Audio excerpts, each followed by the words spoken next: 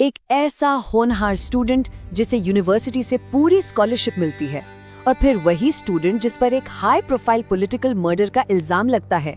ये कहानी है टाइलर रॉबिन्सन की, और ये एक पहेली जैसी है। सवाल ये है कि एक इंसान दो इतनी अलग अलग जिंदगियां एक साथ कैसे जी सकता है। चलिए इस कहानी की परतों को खोल कर देखते हैं। तो देखिए, एक तरफ है पढ़ाई में शानदार कामयाबी की उड़ान और दूसरी तरफ एक बेहद संगीन जुर्म का आरोप। ये सिर्फ दो अलग अलग रास्ते नहीं हैं, ये एक ही इंसान की कहानी के दो एकदम उल्टे सिरे हैं।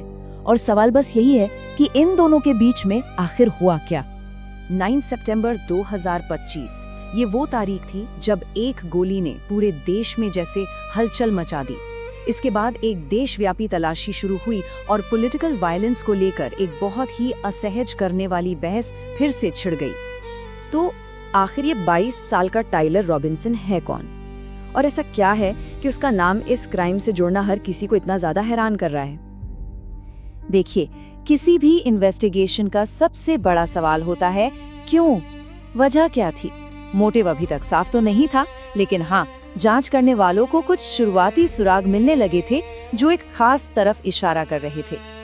और यहीं पर जांच को अपनी पहली ठोस कड़ी मिली। परिवार के ही एक मेंबर ने बताया कि रॉबिन्सन ने विक्टिम के पॉलिटिकल व्यूज के बारे में बात की थी, और ये भी कि वो उन्हें पसंद नहीं करता था। ये मोटिव की तरफ इशारा करने वाला पहला बड़ा क्लू था।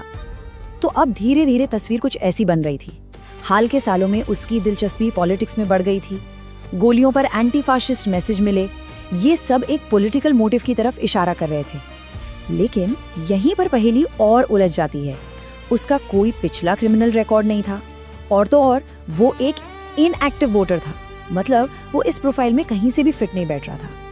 इस पूरे आरोप को ठीक से समझने के लिए हमें थोड़ा सा पीछे जाना होगा और उस टाइलर रॉबिन्सन से मिलना होगा जिसे दुनिया इस घटना से पहले जानती थी। 34 ये सिर्फ एक नंबर नहीं है, ये ACT स्कोर उसे देश के टॉप 1% स्टूडेंट्स में रखता था। इसी नंबर की वजह से उसे यूटा स्टेट यूनिवर्सिटी में 4 साल की स्कॉलरशिप मिली थी। मतलब भविष्य एकदम सुनहरा दिख रहा था।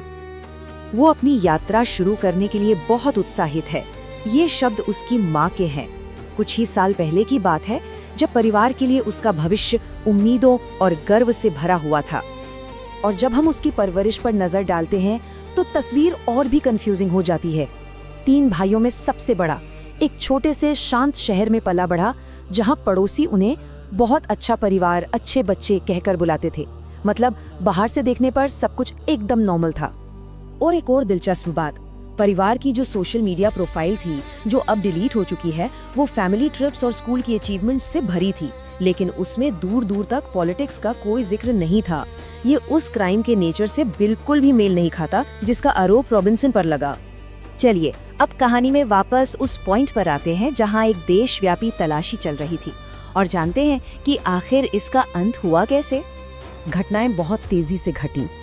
2021 में हाई स्कूल से ग्रेजुएशन, 9 सितंबर 2025 को हत्या, और फिर सिर्फ 33 घंटे की जबरदस्त तलाशी के बाद 11 सितंबर को टाइलर रॉबिन्सन गिरफ्तार हो गया। तो सवाल ये है कि जांचकर्ता उस तक पहुंचे कैसे। इसका जवाब एक फोन कॉल में छिपा है। परिवार के एक दोस्त ने अधिकारियों को फोन किया और बताया कि रॉबिन्सन ने हत्या की बात मान ली है। बस यही वो एक टिप थी जिसने इस पूरी तलाशी का अंत कर दिया। तो सब कुछ जानने के बाद हम घूम फिरकर वापस उसी सवाल पर आ जाते हैं जहां से हमने शुरुआत की थी। हमारे सामने टाइलर रॉबिन्सन की 2 तस्वीरें हैं, और अजीब बात यह है कि दोनों ही सच लगती हैं। एक तरफ है एक स्कॉलरशिप विनर, एक अच्छे परिवार का बेटा, और दूसरी तरफ एक कथित रूफटॉप स्नाइपर जिस पर एक भयानक हत्या का आरोप है। ये एक ही सिक्के के 2 पहलू नहीं हैं, ये तो 2 बिल्कुल अलग अलग दुनियाएं हैं जो एक ही इंसान के अंदर मौजूद थीं। और आखिर में बस यही एक सवाल बचता है, एक होनहार भविष्य की उम्मीद और खौफनाक हिंसा के बीच जो खाली जगह होती है, उसमें आखिर ऐसा क्या होता है। इस मामले में कैसे और कौन तो शायद सामने आ गया है, लेकिन इसका क्यों अब भी एक बहुत बड़ा रहस्य बना हुआ है।